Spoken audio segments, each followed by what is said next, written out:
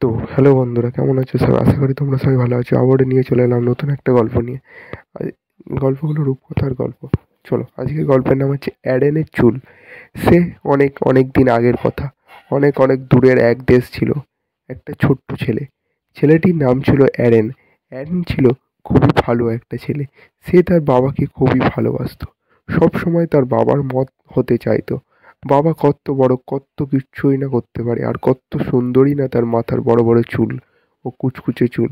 Eren দিনরাত এগুলোই মনে মনে ভাবতো। রাতে ঘুমোতে যাওয়ার আগে কতবারই না সে প্রার্থনা করেছে তার মাথায় যেন বাবার মতো লম্বা লম্বা চুল হয়। কিন্তু তা কি করে হবে? অ্যারেন তো কখনোই একটা ছোট্ট বাবু। ছোট্ট বাবুদের মাথায় কি কখনো বড় বড় চুল হয়? অ্যারেনের মনে তাই অনেক দুঃখ, অনেক কষ্ট। হতচ্ছাড়া বাটুক চুল, তুই একদমই পচা। তাই একদিন তাদের বাগানের ভেতরে একটা জলপাই গাছের নিচে মনমরা হয়ে বসেছিল অ্যাডেন। বসেছিল আর ভাবছিল তার দুঃখের কথা। হঠাৎ তার মাথায় একটা বুদ্ধি এলো। সে আনন্দে লাফিয়ে উঠল, কি বুদ্ধি, কি বুদ্ধি! হুঁ হুঁ।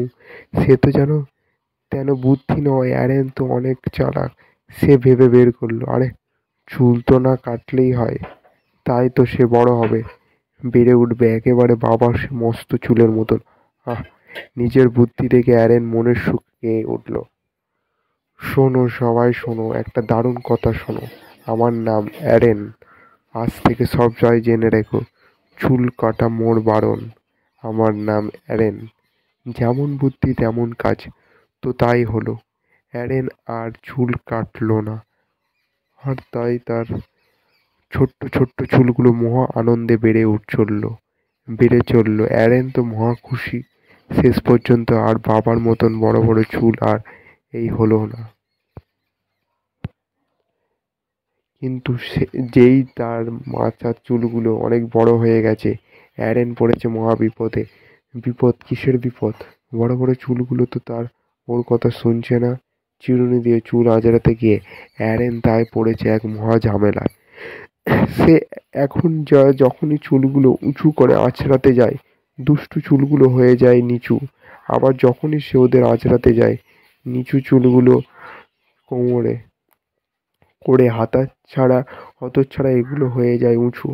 শুধু কি তাই, সে যখন ওদের এপাশ করে আঁচড়ায়, ওরা হয়ে যায় ওপাশে, আর ওপাশ করে আঁচড়ালে ওরা হয়ে যায় এপাশে। কি ভয়ানক ব্যাপার! রাগে দুঃখে বিরক্ত অ্যারেন তাই যখন একদিন বাথরুমে তার চুলগুলো আঁচড়াচ্ছিল, আর অবাধ্য চুলগুলো ওর কথা শুনছিল না মোটেই, অ্যারেন আর না পেরে চিৎকার করে বলে উঠল, চুল! আমি তোমাকে ঘৃণা করি, ঘৃণা করি। এই সেরেছে।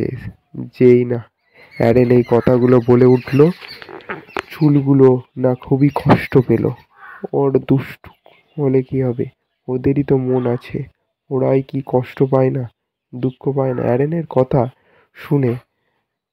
তাই চুলগুলো মনের দুঃখে অ্যারেনের মাথা থেকে পালিয়ে গেল। এক লাফ দিয়ে বের হয়ে গেল বাথরুম থেকে। অ্যারেন তো অবাক। সে দৌড়ে ওদের পিছু পিছু সিঁড়ি দিয়ে নিচতলায় যাই নামলো, অমনি পড়ে গেল মায়ের সামনে। অ্যারেনের, তোর চুল, তোর মাথা টাক!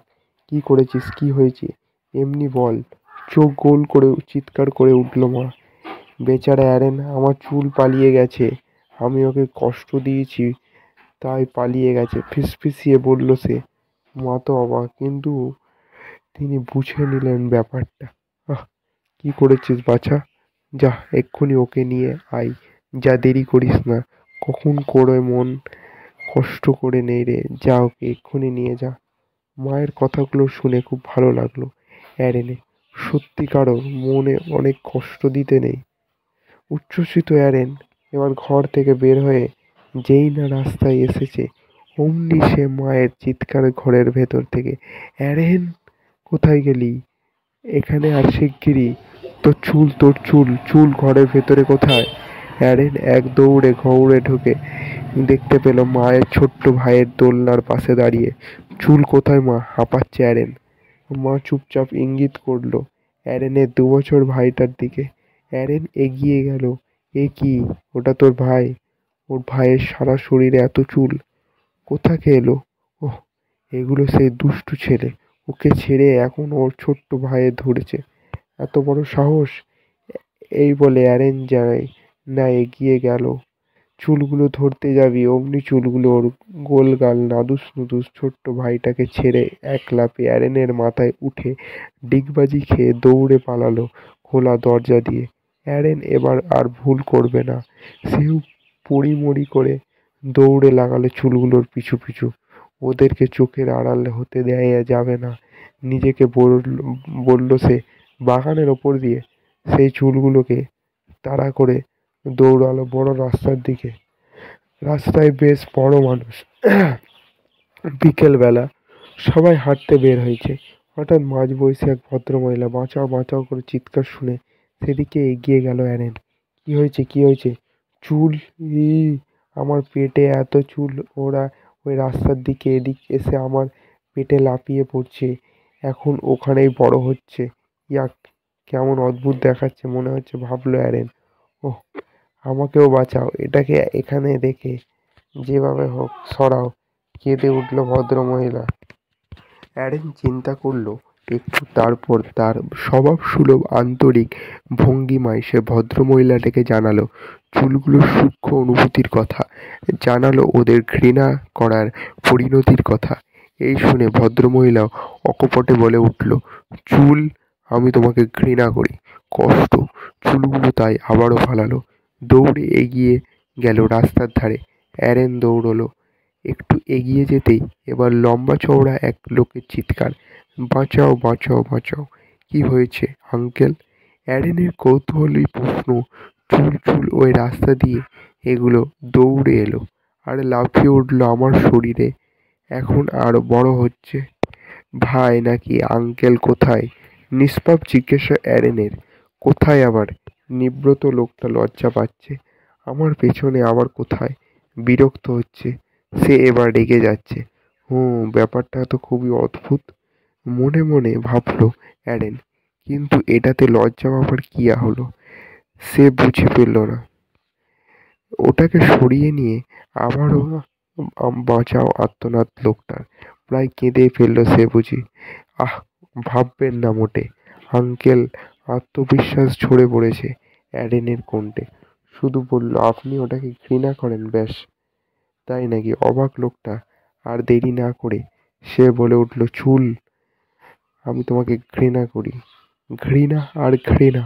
ওহ, দুঃখ না চুলগুলোর। তাই ওরা আবার পালাতে লাগলো। অ্যারেন কিন্তু কিচ্ছু পিছু ছাড়েনি।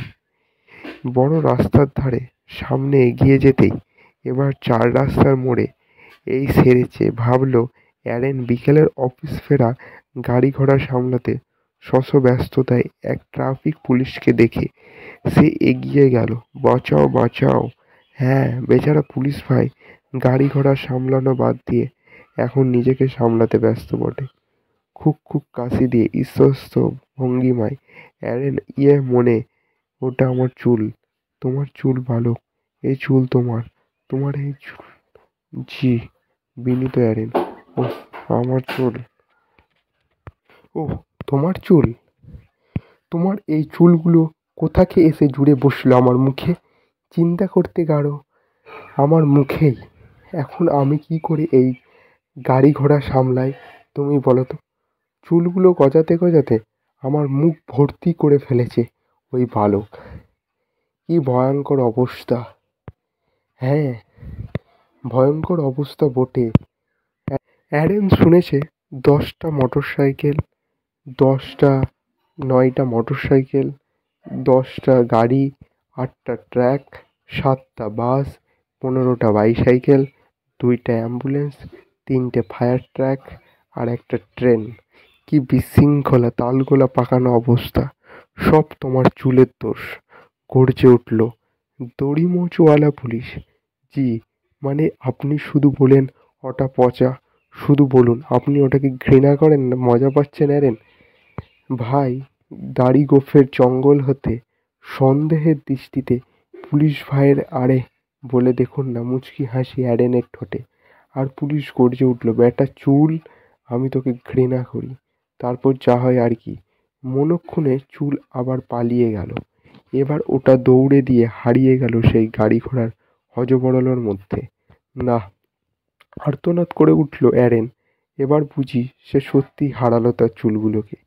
ঠিক এই সময় মোটা আরেকজন পুলিশ এগিয়ে এলো ওদের দিকে, আর ভুঁড়ি নাচাচ্ছে তার। এই কি হচ্ছে এখানে? আমি বলি, হচ্ছেটা কি? রাগী মোটা গলা আর এখানে এত জ্যাম বাঁধিয়ে রেখেছে কে? আর এই পাথরের মূর্তিটার ওপর এই চুলগুলোকে কে বসিয়েছে? পাথরের মূর্তি। অবাক হলো অ্যারেন। ওর চোখে চলে গেল গেল চার রাস্তার মাঝখানে ওই পাথরের মূর্তিটার দিকে। ওটাকে নিয়ে কতবারই না বন্ধুদের সাথে মজার মজার খেলাও খেলেছে সে। ওহ, তুই ওখানে উঠে বসে আছিস? দাঁড়া, এই তোকে মানে মানে ধরছি বলে। এক দৌড়ে অ্যারেন উঠতে শুরু করলো মূর্তির গা বেয়ে। কিন্তু যেন না উপরে উঠে চুলগুলোকে ধরতে পারলো, অমনি চুলগুলোকে লাফ। বাহ! লাফাতে তো খুব ওস্তাদ দেখি তার। রাগে গা কাঁপছে অ্যারেনের। চুলগুলো পিছু পিছু সে আবার দৌড়ে ফিরে এলো ওদের দোতলা কাঠের বাড়িতেই। কিন্তু বাড়িতে এসেই চুলগুলো একেবারে হাওয়ায় উড়ে গেল। কি অদ্ভুত অ্যারেন! আর ওদের খুঁজতে পেতে তো পেলই না। মনের দুঃখে মনক্ষণে অ্যারেন তাই তার টাক মাথা নিয়ে নিজের ঘরে এসে বসলো। সন্ধ্যা হলো, রাত্তির হলো, চুলগুলো আর এলো না। ওরা সে যে বড় দুঃখ পেয়েছে, সবাই যে ওদের ঘৃণা করে। রাতের খাবারের সময় হলো। বিষণ্ণ মনে বাবা মায়ের সাথে খাওয়ার টেবিলে আনমনে আবার নাচাড়া করতে করতে টেকো মাথায় অ্যারেন খুব দুঃখ নিয়ে ধীরে ধীরে বলে উঠল, ওহ, আমি কি সারা জীবন এই টেকো মাথা নিয়ে বেঁচে থাকবো? আমার চুল, আমার খুব ইচ্ছে হচ্ছে আমার চুলগুলোকে এখন ফিরে আসুক। আমি যে ওদের খুব ভালোবাসি। ভালোবাসা শব্দটা শুনেই জাদু হলো। কি জাদু, কি জাদু! অ্যারেনের মুখ দিয়ে যেই না শব্দগুলো উচ্চারিত হলো, অদ্ভুতভাবে অ্যারেনের সামনে বসে থাকা বাবার মাথায় লুকিয়ে থাকা চুলগুলো, ভাতের থালা, মুরগির মাংস, সালাদের বাটি, ডালের হাঁড়ি টপকে অ্যারেনের মাথায় এসে চুপটি করে বসে পড়ল। অদ্ভুত অনুভূতি হলো অ্যারেনের। দারুণ গভীর মমতায় কথাগুলো বলে উঠল সে। এবার শুধু যদি আমার মুখে একটু দাড়ি হতো, আমি একদম বাবা হয়ে যেতাম। তবে তাই হোক বাছা।